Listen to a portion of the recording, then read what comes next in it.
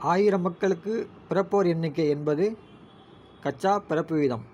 மக்கள் தொகை அடர்த்தி என்பது மக்கள் தொகை குறிப்பிட்ட நில அளவு.